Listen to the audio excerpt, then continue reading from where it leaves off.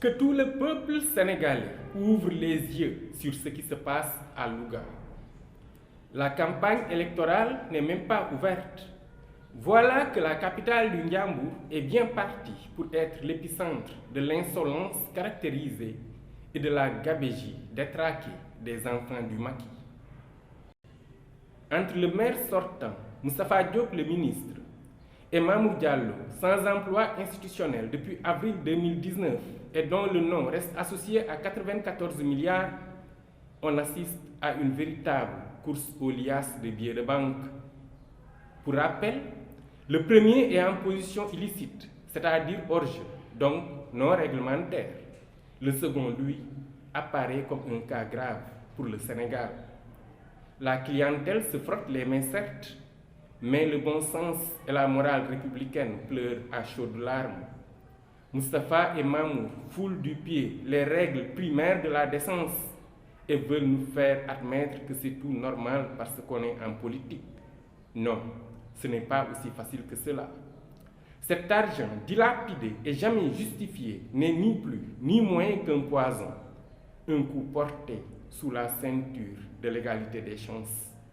Oui, il faut arrêter le cirque et avoir au moins du respect pour les millions d'âmes matraquées par la réalité socio-économique. Oui, il faut arrêter le cirque et avoir au moins du respect pour les millions d'âmes matraquées par la réalité socio-économique et choquées par le bop de gens censés pourtant les servir. Quel sens alors peuvent avoir des élections dans un pays où l'anormalité est sciemment érigée en règle dans la pratique? C'est une porte ouverte qu'il convient vite de refermer. Sinon, il n'est pas exclu que Pablo Escobar, ressuscité, vienne se procurer la nationalité et faire main basse sur Louga dans le seul but de blanchir son argent. Il ne s'agit pas seulement de faire le constat, c'est aussi un devoir impératif de voir comment faire bouger les lignes. Car chaque retard enregistré dans le mouvement pour le progrès social reste préjudiciable aux générations futures.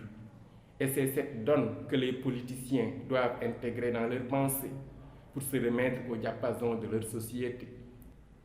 Quel que soit le poste ou le niveau de responsabilité occupé, cela ne doit point les faire considérer comme des extraterrestres. Ils restent les enfants de la société au nom de laquelle des attributs leur sont donnés.